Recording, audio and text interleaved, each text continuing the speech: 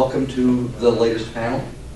I'm moderating, and my voice seems to be recovering a bit, so this is a good thing. I am Robert Thomson, in case you don't know me. So I know none of you know who I am. So who are you again? I'm Robert Thomson. It's nice to meet you. This is Pat. I thought you were Heisenberg. I was. I'm in hiding now. This is Pat and Jake, and we're here to talk about superheroes. But why don't you guys talk about yourselves real quick, briefly, let everybody know who you are. Are you a superhero? I have a power. I started with comic books when I was about 6 because my mom had a friend who collected comics, and when he found out that I liked superheroes and cracked my forehead open playing Spider-Man on the picnic table, he started buying 2 of every issue that he picked up and giving me 1 of them.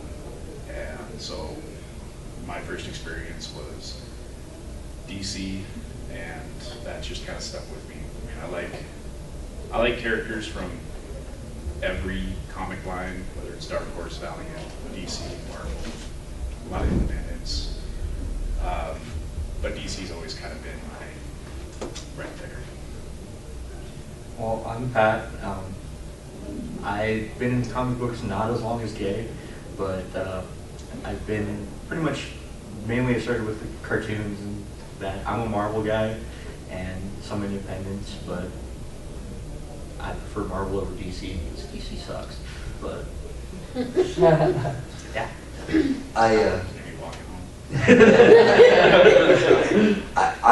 like Pat. I'm also primarily a Marvel guy, although I'm primarily a Marvel guy when it comes to overall, but Batman has always been my favorite character because when I was a kid, 6, 7 years old, was when the 60s Batman TV series was in the first time it had gone into reruns, and I used to rush home from school to see those, and so Batman's always been my favorite individual character. But outside of him, I'm primarily a Marvel guy, like Pat here. So I used to rush home and watch the X-Men.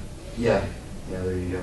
I think I'm showing my age there by admitting what I just admitted. So yeah. So, but I think what we were going to talk about primarily, though, is the superheroes and comic books that have been translated to film and television, our likes and our dislikes, and what we want to see that we've not seen yet, and what we like and don't like about what we have seen. And I think the most relevant thing right now, actually there's 2 that I think are probably most relevant right now that we can start with. One is S.H.I.E.L.D. and the other is Arrow. Both TV series. I personally haven't seen Arrow yet, but I've had a number of people tell me that it is really, really good. I have been watching S.H.I.E.L.D. I've been really enjoying it. So, what are your thoughts? I haven't watched S.H.I.E.L.D. You haven't watched S.H.I.E.L.D.? So, Pat, you're the only one that's watched both. Yes. Okay. But Arrow itself, I absolutely love. It's kind of based around how Nolan did Batman. It's a darker, more realistic view of Arrow, or Green Arrow. And the first season they introduced villains left and right, it seemed like, but they didn't give them superpowers. Like Baron Vertigo was actually, he used drugs to get the same effects. And that's how he was spreading out the vertigo. China White, I think's her name. Assassin. Yeah. Is the head of an assassin's guild, and then they introduced how the Huntress became into effect, and it's all darker, like more realistic, that Nolan did with the Batman series, and that's what I really like about it. Unlike Smallville, where it was all kind of happy-go-lucky, the good guys went in the end. This one, you're never sure if Arrow's going to win, or he goes through the moral dilemma, and it's very visible. That's actually kind of a throwback to the 90s Green Arrow, where after he's the billionaire playboy turned crime fighter, it turns into a very dark character. There's a time where he just lives on the streets as a bum, and dishing out street justice to people he feels deserves it. Sure. I was actually glad to see that the Oliver Queen design that they went with was a little bit darker, not campy, not funny, really kind of intense. Sure. Yep, he in the show he portrays. Who has seen Arrow? Most of it, not all. He comes back from his island. You can tell that he's putting on an act when he's Oliver Queen, and like he tries to be funny and tries to be the billionaire playboy, but you can always tell that it's fake, and that he's really thinking about or doing something else, that darker side to him. Now, I have a theory on Marvel and DC's approach, so talk about S.H.I.E.L.D. real Okay. quick. All right. And I'll throw my theory out. Well, I've been very happy with the 3 episodes of S.H.I.E.L.D. so far. It's like any new TV series. I think it's got its kinks that are going to have to be worked out. Episode 3 though, it beat out NCIS for that demographic, which was huge. That helped it win a full season, and which is huge for Joss Whedon because that means he actually gets the series through for at least one full season. And if you're a fan, not just of comics, but if you're a fan of Joss Whedon, you've seen in his previous shows that sometimes that first half season kind of stumbles a little bit, and it's around the halfway mark for the season, for the shows that do get more than a few episodes on the air. It's after that halfway mark of the season that it starts to hit its stride. And I think we're going to see that with S.H.I.E.L.D. But yet in those first 3 episodes that we've seen, I've been happy with it. I've been happy with the references that they've been bringing in from the movies, letting us know that this is the same universe as those movies that we have come to adore. With the surprise at the end of episode 2, that wasn't really a surprise if you were paying attention, which Pat was and I wasn't. That lets us know that we might be able to expect future things like that with possibly. What about the setting? How does the setting I'm getting feel? I'm getting there. Well, so far you just talked about the show without actually saying what the show's Who's about. seen the show? Okay. Most everybody here. Okay. The show feels, to me, more personal than the Marvel films. It's not as grand scale as the Marvel films. So it feels more personal. It's got the humor that the films have had. And it's not gritty, but yet it's not campy at the same time. And I don't know what the word is that I'm looking for actually right now. You can talk about it a little bit too. You've seen it as well. So with Marvel Agents of S.H.I.E.L.D., I've read the criticism about it, and it's fanboy criticism. People want. This is true. People want. Oh, they want the supers. They want the Avengers in every episode. Right. That's not going to happen. This is about S.H.I.E.L.D. agents themselves, and you expect, like the first episode, I thought was a great way to introduce. It was getting the team together. They have their kinks. It's more about how they start working together, which happened in episode 2, that they really go, okay, wait, if we put our heads together, we're going to actually do this. Now we see why Agent Coulson brought us together. But in episode 1, you see that the team's brought together because now, and I know what Jay's going to talk about, but now there's supers here. We had nothing, and now, oh my God, there's supers everywhere. What are we going to do? We have a god, we have a guy in a metal suit. We have aliens. We have aliens. How are we going to control this? What is S.H.I.E.L.D. going to do? Now S.H.I.E.L.D's no longer a dark operation, they're kind of out in the open. So that I found, like most Joss Whedon shows, really started to focus on the interpersonal relationships with the okay, now also there's going to be something bigger there that you can tell is coming. Like who all saw episode 3? Okay. I think episode 3 was the turning point in the series. Could be. Just right away, because it is the creation of the first supervillain for the show. Yeah. And whereas everybody knew the big bads in the movies because they're recognizable, this one was kind of a more smaller one in most comics, and now suddenly they're like, it's happening because of, it's a reaction to what's going on. Right. And I think it's a great way to introduce new movies, introduce the whole universe better. And since it is the show, and they know they have a very different, they know they've got some crossover with the audience from the films, but at the same time, a chunk of that audience is going to be a different audience that might not be familiar with the films that's coming into this alone. That's why you do have a fair amount of not, even though they're tying it in those, you've got a fair amount of information that lets this stand on its own. And they know they can bring in these characters without giving away for those that haven't seen the episode, where you create this supervillain that only a certain element is actually going to know, because as you said, he's a kind of an obscure villain. But for those of us that follow the comics, we're almost immediately knew who this guy is going to be as soon as he's first mentioned in there.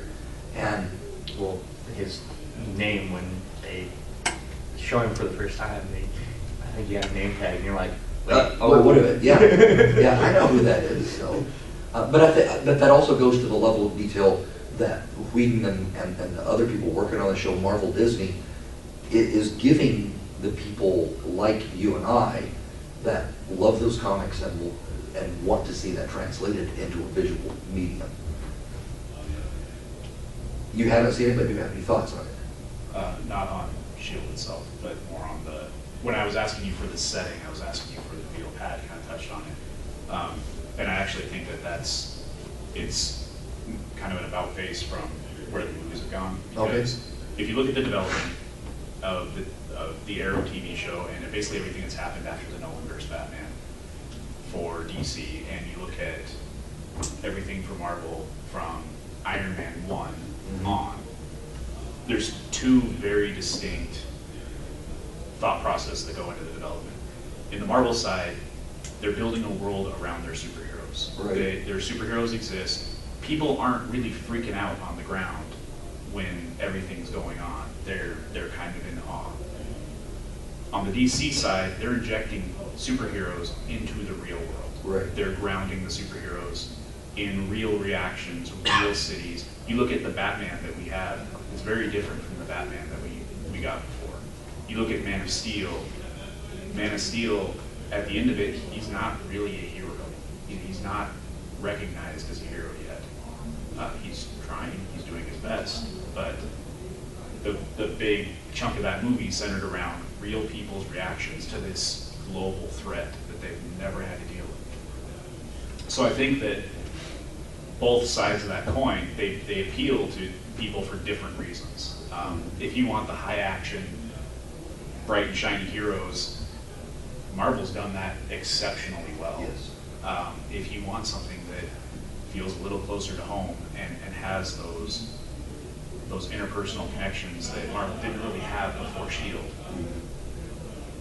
DC's been doing that exceptionally well.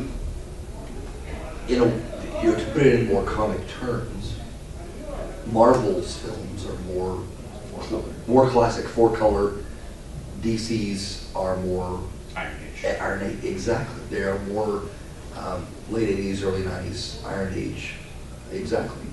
And that's what it is. And that's not to say that there haven't been Marvel characters that have done that way. Punisher was certainly a fantastic film that certainly was very grounded in reality. Yeah. And it makes you wonder what the new Marvel Disney version of Punisher, now that they have the license back, is going to be like. I see a lot of Civil War trends coming in. Do you think? Yeah. Absolutely. Especially with the way Iron Man 3 ended and Tony Stark's, how he has everybody here seen Iron Man 3? Yes. No? Okay. Iron Man 3 to me was written in a way that could have removed Tony Stark from the Marvel Universe had Robert Downey Jr. not renewed his contract.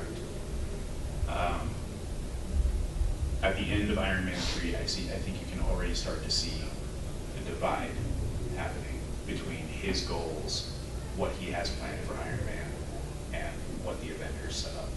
Sure. So I do see that Civil War kind of being an inevitability. Okay. And I can also see way down the road, maybe 5-6 years from now, Annihilation coming in. So Okay. these are two major story arcs that Marvel's had over the last 8-9 years that I think you're going to see in the films, and I think they're going to be spectacular. And I think that a lot of the characters that we're going to see coming forward are going to have kind of that Civil War era feel to them. Sure, and I can see that as well. I know exactly what you're talking about there. You were going to say something? No, I was just pretty much how I see the movies themselves. Like Jay touched on it, you can really tell right away that there is going to be something major happening. Like in the first Avengers, which everybody's seen that.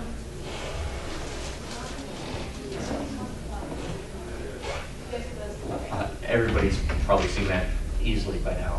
Have you seen Avengers? Yeah. Okay, everybody, all right, good. So you can already see the conflict beginning in that, and even in just quick looks from character to character. And I thought the Black Widow versus the Hulk there, that said a lot of also about how a normal human who is exceptional views these supers too. Yeah. Because Well, it's like she says, we weren't trained for this. Or no, it's actually Hawkeye that says that. We weren't trained for But this. those two characters, they do have something very, very common that the normal people don't have, and that's threat assessment. Sure. They are trained to assess a threat and deal with a threat. And even though this is far above what they're trained to do, they're adapting. Right. And that's something that sets them far, far above the normal human being. Exactly. So even though they may not have superpowers, they are still superhumans. Exactly. But what Pat, you're talking about there, and this goes back to what Jake was talking about, with the way Iron Man, Tony Stark, the way he is going about getting his information about what's going on, you can already see that those seeds or those storylines are being set because he's willing to go along with this, not because he likes S.H.I.E.L.D. and not because he thinks this is a great thing, but because he sees the threat and he wants to work against the In threat. Avengers, he drops in those little pieces to have Jarvis in there, Exactly. S.H.I.E.L.D.'s system Exactly. right away. who knows about the Civil War story arc? Maybe we should let people know what that is then. You want to take it? The Civil War story arc is pretty much everybody splits. They pick a side, and you have Over registration. Registration. superhero registration. The government decides that superheroes don't have a right to hide behind the mask. Right. That who they are should be public to everybody. So now Captain America isn't Captain America, he's Steve Rogers. Iron Man isn't Iron Man, it's Tony Stark. And a lot of these guys don't like that. Captain America being the one that leads the resistance, saying that superheroes deserve to have a private life. Right. Whereas Stark steps up and says, no, if we're going to be trusted and we're going to help the world, we need to take the masks off. And that creates this huge division that results in what they call the Civil War. And when you actually explain that in that fashion, you can actually see the seed in the films set at the end of the first Iron Man film, Yep. when he's supposed to be telling I'm Iron Man. something else, and he says, Yeah. "I'm Iron Man." Ladies and gentlemen, I'm Iron. And he wasn't supposed to do that, but he decides Yep. this is the way it needs to be. And you can see the character building through Captain America, through Incredible Hulk, because we're not counting the Eric Bana Hulk. Right. That doesn't exist in the cinematic universe. So the Incredible Hulk with Ed Norton is considered phase 1. Yes. Yes. And you can see how there are certain characters that want to separate who they are from the hero. And Tony Stark is not one of them. Nope. Nope. Nope. And Pax? My thing is, what you're stating is the same as what's in X-Men. They have the Well, same thing, they've got the registration and they're fighting it. It's different. The Mutant Registration Act is different It's from very different. the Registration Act that comes forth in Civil War. In Civil War, it's not about just getting all the heroes registered, all the mutants registered. It's about knowing even a non-mutant who they are, where they live. Take off your mask. Take off your mask. Yeah.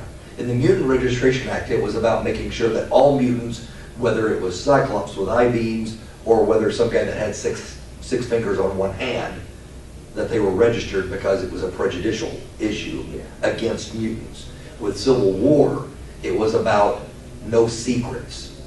No We vigilantes. need to know who these people that have these masks There's are. no way to stop secrets. S.H.I.E.L.D. proves that. It has secrets, but Yeah, it's right. not telling anybody. Right. And it's interesting to see when it comes up, when those lines are drawn, who takes which side. Exactly. Okay.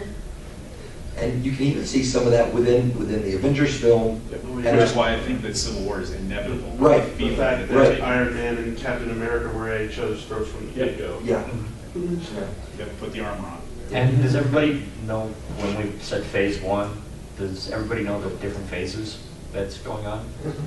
Phase 1 is right before the Avengers. It's Iron Man, Captain America, Thor, and Incredible Hulk. And Iron Man too. And Iron Man 2, sorry. Then it's the Avengers, and phase 2 is going on now. Iron Man 3, Thor the Dark World, Captain America, Guardians of the Galaxy, and Winter Guardians of the Soldier. Galaxy. yeah. Yeah. What they said. Phase 3, they've not announced the full lineup, but it's going to start with Ant-Man, Yep. which has been moved up and will be just a few months after Avengers 2. Yep. And if you haven't heard, Avengers 2 is Age of Ultron, Yes. which I absolutely found amazing, especially who they got to play him. Yes. James Spader is awesome. Yeah. But they've announced that phase 3 is going to be magic. Yeah. They're bringing magic into the Right. Marvel Universe, which means Doctor Strange. I can't Well, believe Scarlet Doctor Witch. Strange. Scarlet Witch is actually going to appear in Avengers 2. Avengers 2. Ooh, Yeah, wow. they're- Awesome. they see everything that happens in a phase basically seeds the next phase. Exactly. So the first phase, they're seeding Ultron. Ultron is this massive technological monster, Right. and Exactly. that's You know, With everybody said Injected this in Scarlet. Avengers, right? Mm-hmm. Okay. We see at the very end of Avengers, because everybody should know you don't leave before the flags come up in the Marvel film. We see at the very end of Avengers film, we see Thanos. And we now know that Thanos is going to be a villain in Guardians of the Galaxy. And even though Ultron is the main villain in Avengers 2, there are rumors that Thanos is probably going to have some sort of involvement in that as well, and future involvement down the road. So it's exactly what Jay's talking about. Each one is setting up something that's going to happen further down the road. And sometimes it's a huge reveal, like when Thanos turns around there, and we see that and we know, well, this is the very end of the film. They wouldn't show this unless it means something down the road. So I went to a later version of Avengers for the very first time, and there were a lot of people coming out that didn't know who that was. Yeah. They were like, who is that? Who is that? And there's one person that was convinced it was Red Skull. I was like, okay. What? But, and I hadn't gone into the movie yet, so I knew that I had to say it. Yeah. I knew I had to figure out who I it was was. trying to get people to stay when they were leaving. It's like, God, don't leave it. Don't leave it. There's, and they Yeah. just. Lights come on. It's a Marvel film, you don't leave The till credits after. roll and they take off. Yeah, so. Uh, Yes, To switch I gears. didn't see that, where, I saw it at the Swarmer shop and that was it. What are you guys talking about? There's a, it's in the mid-credits. The credits start to roll, and Uh-huh. then the credits stop, and it's on the alien world. and where the high priestess, the Chitauri, turns around and says, "We didn't expect the resistance to go back its death." And And he turns around. he turns around and smiles. That's Thanos. Yes. Okay, okay. And if you guys don't know Thanos, he courts death. Yes. Like he's he Yes, is He's the, the Titan, the that's corollary, yeah, the Titan, the corollary to the god of death Yeah. in the Marvel universe. Anyway, you were going to switch. So to switch gears, we talked a lot about Marvel and how they've seeded things. So how many people here have seen Man of Steel? wanted to so badly. I actually have Wanted to not. so Okay. Oh my. So Man of Steel is, it's phenomenal in the sense that how they've set up what's coming next. At the end of Man of Steel, Superman is not looked upon favorably. There's untold amounts of destruction because of what happened in the movie. And where I believe this is coming, there were a lot of Easter eggs throughout Man of Steel, and one of the Easter eggs that they pointed to was LexCorp. So what I see happening here when talking about seeding is that in Superman, Man of Steel 2, and moving up onto the Justice League, Man of Steel 2 is going to be Lex Luthor demonizing what's happened to the world because of Superman. And he's going to be, what I guess, using LexCorp to collect as much Kryptonian tech as he can. And they've already announced that it's Superman and Batman. Right. And You know, it's Superman / Batman. Oh. And they used a quote from the Dark Knight Returns, where Batman had beaten Superman, and he had said, you know, it was a man that beat you. So people are automatically assuming that it's going to be Batman against Superman, and what I think is going to happen is LexCorp is going to be demonizing Superman, so Batman is going to figure out what exactly is going on. And a lot of people are upset about Ben Affleck being cast as the new Batman, and all I can say is Heath Ledger as Joker. So, Exactly.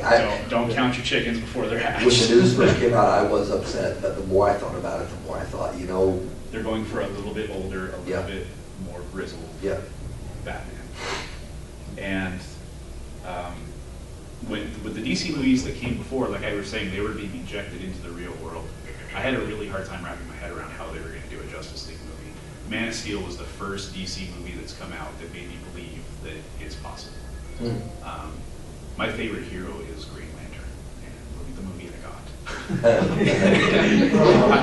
I was crushed. And I wasn't crushed because of Green Lantern. I mean, granted, you know, Ryan Reynolds isn't Hal Jordan.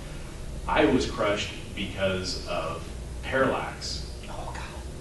It was horrible, and it wasn't what I was expecting from the comics. And then at the end of the movie, after Hal Jordan shows that will is stronger than fear, Sinestro puts on the ring anyways?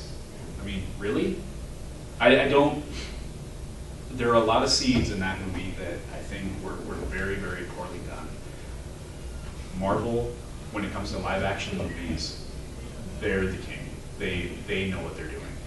When it comes to animated movies, I think that DC does a phenomenal job. And I don't know if it's the writing. I don't know if it's because they have different directors. Yeah, because of different who's. directors over each department. And it's I just blanked on his name.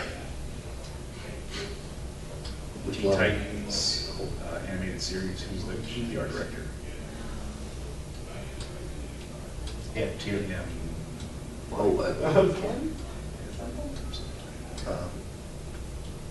He's got a whole style. Yeah. Google it? But he's the one that's basically taking the reins on all of the animated stuff. And I think you can see that unity in a lot of the animated films, that same sort of feel.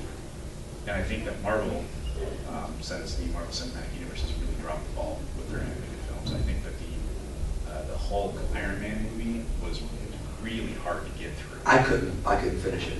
I haven't even watched it. I couldn't finish it. It's pretty bad. And it's bad because like Iron Man's a teenager now. Yeah.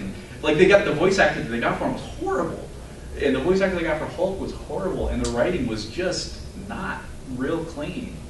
It's just they're there because they drove off the beat in the movie.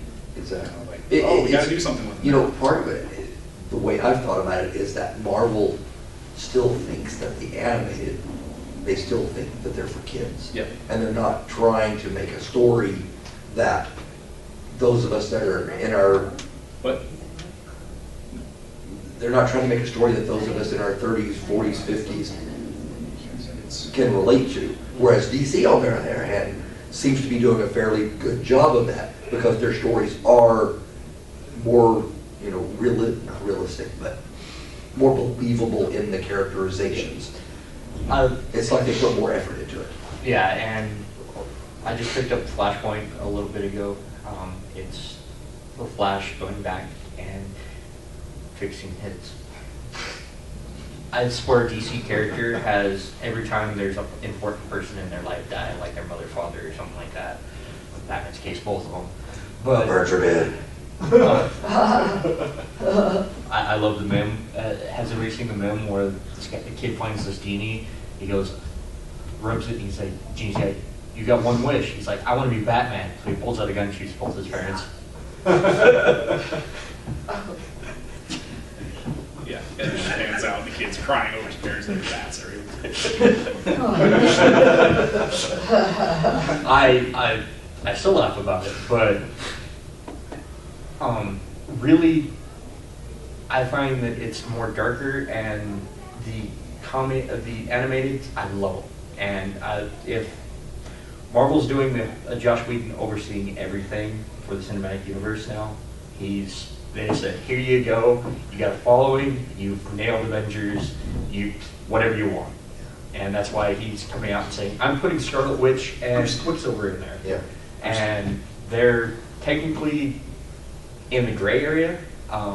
Fox owns all rights to mutants. Right. Marvel, Disney owns rights to a lot of stuff now.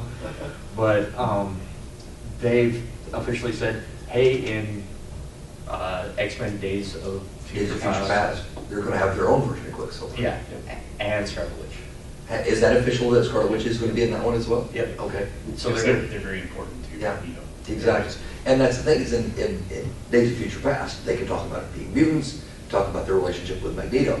In Avengers, you can't mention mutants, you can't mention Magneto. They're superhumans is how they're Yeah. born, special humans. Yeah. They can't mention them. Now, to break away from the Marvel Cinematic Universe and what DC's doing with their movies. We did?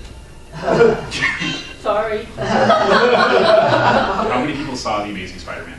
And how many people saw the Spider-Man that came before that? The Sam Raimi Spider-Man. Okay, so Sam Raimi Spider-Man.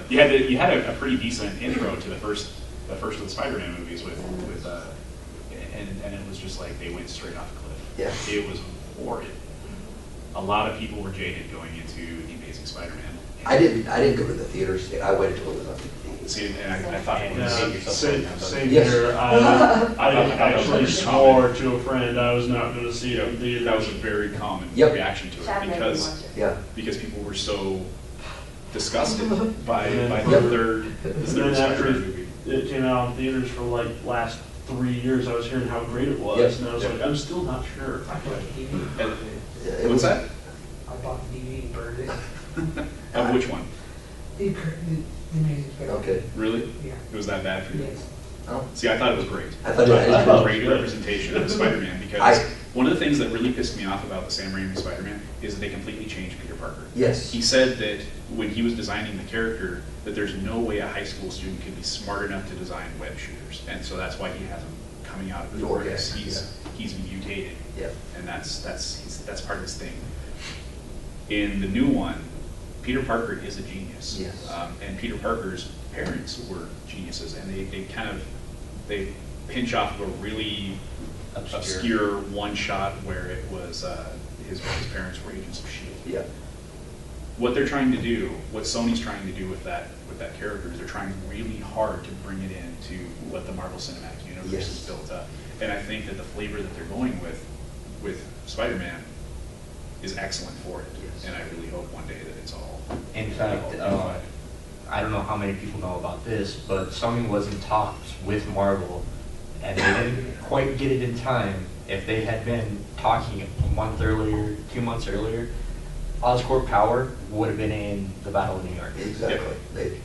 Wow. They couldn't get the They're reluctant to give The them the work rights rights. to Spider-Man, but they really want Spider-Man to be a part of what Right. Disney is building. Which, unlike Fox, Sony's working with Marvel. right, Yeah. because we keep hearing these rumors that Spider-Man's actually going to appear, even if in brief, in Avengers. Avengers 2. Yep. Fueled by the fact that Andrew, what's his name? Spider-Man now, Andrew Garfield. Somebody photographed him walking out of a comic shop carrying a stack of Avengers comic books. You know, Yep. so. And And- why would he carry those around? He had a stack of Avengers comic books with Thanos in them. Right. So that right there, that's a huge giveaway. Yeah. Which I wouldn't be surprised that you get a cameo then in Amazing Spider-Man 2, which is going to be out next year. Yeah. I think it is. Yeah, it's next year. Yep. I wouldn't be surprised you get something about S.H.I.E.L.D. popped in there. And I think what Sony's going for is they've had their disaster with Sam Raimi. I think what they're very intelligently doing is they're revaluing, they're injecting more value into Spider-Man, and I think they're going to negotiate Spider-Man moving back into Marvel's hands. That's been, exactly, because that's been rumored as well for several months now that would probably happen, especially with the financial difficulties that Sony Studios is having themselves. Yep. And that's been rumored for a while now. So why didn't you like The Amazing Spider-Man? We've done a lot of the talking about what our theories and stuff are, but why didn't you like The Amazing Spider-Man? What was it about the movie? I don't know. Just, I don't know. Just I the didn't feel, like- the characters just didn't work for you? No. All right. I didn't know what to like it, but which is why I didn't watch it. That's exactly how I felt. And when I watched it, I was, holy crap, this is great.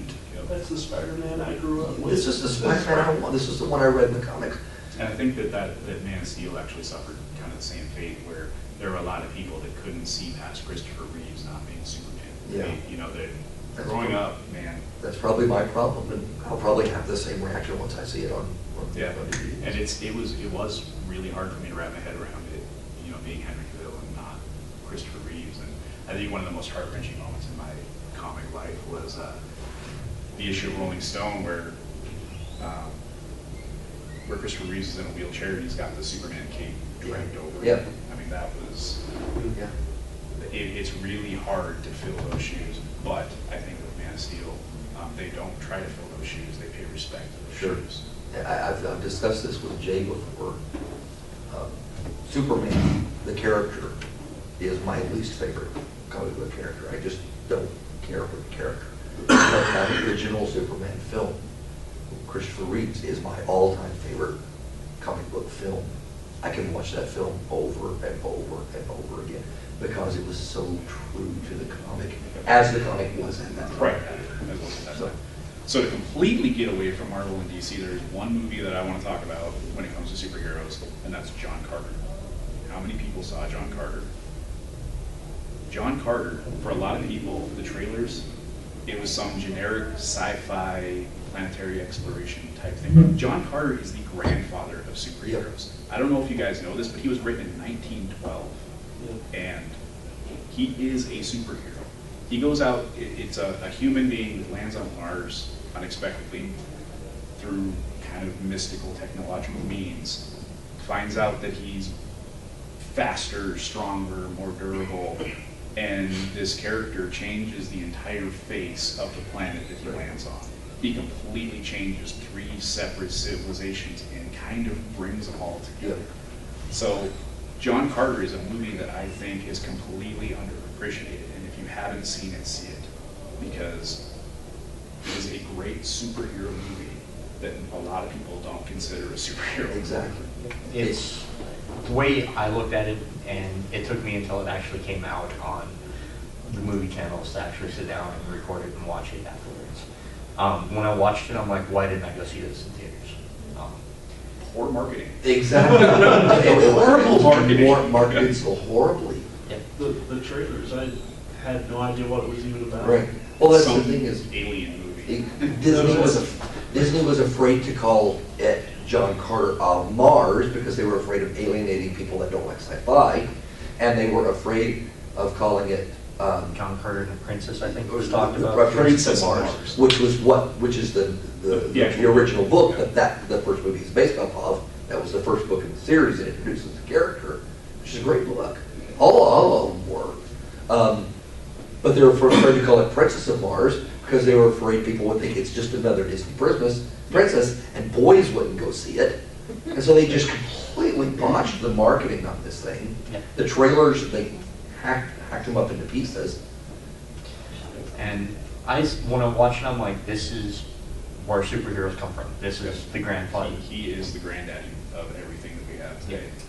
Interesting thing about this is I was reading an article just maybe a week ago about how John Carter is now entered the ranks of a major cult film because it had almost no viewership in the theaters, but now everybody is just watching this film on pay-per-view or DVD, Blu-ray, and the DVD sales are far beyond what they expected, considering that The box office. the box office bombed, and they're actually starting to talk sequel because of how much money the DVD sales for the thing have made. And they didn't think they were going to talk sequel when it Yeah, bombed. they threw their hands up. Yeah. On the computers. And Looking for Roy. He's not back yet. He'll be back a little bit later this afternoon. Okay, Is there a problem? I was just going to give the money to the treasurer. Okay. You can give it to me if you want. I just don't feel like One thing I want to talk about, and I'm sorry to go back there's four to things that Marvel are and DC, is a big difference that I'm noticing right now is DC doesn't want to do a female lead superhero movie. yeah. Yet. So They did so well. Yeah. Yes. Well, and that's so Marvel movies, comic book movies before this Marvel Cinematic Universe, a lot of them were just terrible. I mean, and this goes for both Marvel and DC. Fantastic Four, the original Punisher, the original Captain America was horrid. It was horrid. We've come to the point where I think superheroes are being accepted. It's no longer geek Yep. culture where the nerdy, acne-ridden comic book nerd is off in the corner. Superheroes are here. Yes. And going forward, I think that we as fans are going to be able to expect a much higher quality superhero experience in the theaters, in our comic books. I agree. And I hope that I'm not wrong. I agree. But as I was saying, Marvel is already talking about doing.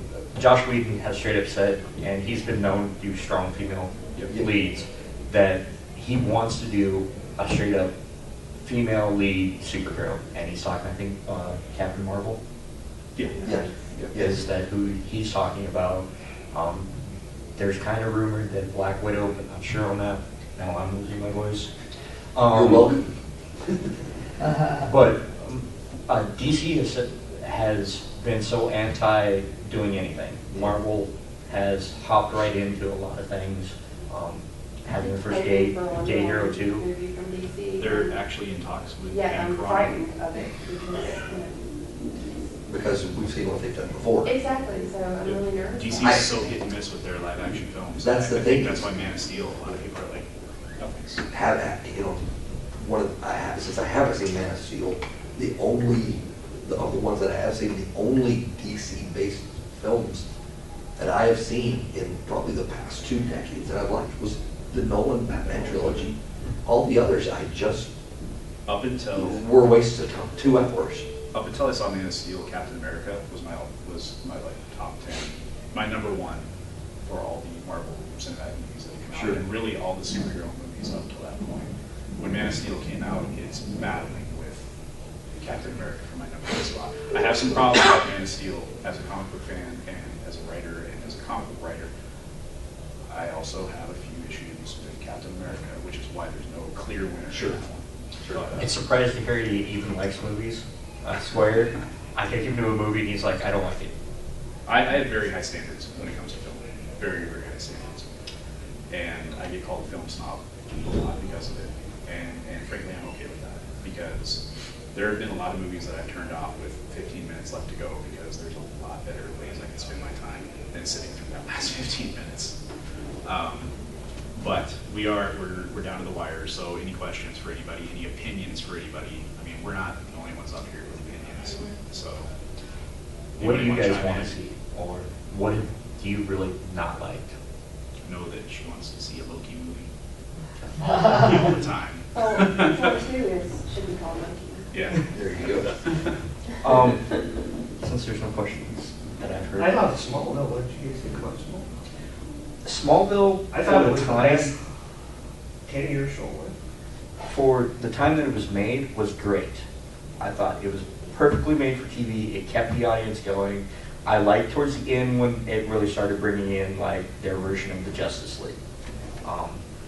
I thought they ended the show, like the last scene of the show, I thought was really great, but I thought they dropped the ball at the season finale. I thought they rushed everything through there. Who has seen the short films out there, or the fan-made films? Which ones? Dirty Laundry and The Wonder Woman. I didn't see the Wonder Woman. Oh, I didn't see So the Wonder Woman trailer. Yeah, the one- yeah. It's not really a film, it's a trailer. Yeah. But I And didn't it's proving that there is a demand for that. Exactly. For that role. And it's proving that there are people out there that are capable of producing this. And if the fans can produce this with the minimal equipment that fans have, studios should be able to as well. But I do think that, and Pat touched on this, that a lot of the people running some of these old organizations, like DC Comics, are they're throwbacks. They're throwbacks to the 50s where women don't have a strong role. And you know, the guy who wrote Wonder Woman, I mean, he really wasn't taken seriously. And Wonder Woman as a character throughout the years has kind of been a punching bag. And I think we're at the point in time where we're going to start seeing better movies. We're going to start seeing better comics. Certainly. I think we're actually going to get the Wonder Woman movie that we deserve. Yes. So I'm really hoping. I'm hoping for Deadpool too. Deadpool is far different from the Holy Trinity of that. Certainly. I interned at DC in 04. Did you? Yeah. And was that the mentality that you got from him? Well, it was interesting because there were probably 2 women that worked there that had positions of power, and then there were 2 editors that were women. But by and large, it was mostly men that worked there. Well, one of the decisions that they made recently, talking about comic books, that really pissed me off was that Cassandra Cain, Batwoman, couldn't marry a woman. Exactly. Yeah. Well, You I know, mean, it's- apparently they tried to disguise that by saying that, well, none of our characters can get married because we don't want them to have happy social lives. But That there was really a backhanded way of doing it. doing it, And then there were contests with Harley Quinn. Oh, that pissed me off. Yeah. You guys know about what we're talking about? The contest with Harley Quinn? Oh, Yeah, I was just like, what? it was an art contest. Draw Harley in 4 panels. I heard about it. 4 different panels, kind of oddball things, even oddball for Harley. And then the final one was her naked in a bathtub, surrounded by electronics, about to commit suicide. Holy crap! And they announced this on the eve of Suicide Prevention Week. At that, That's messed up. it's just like, Everybody can drop the ball when it comes to marketing. Everybody can screw up.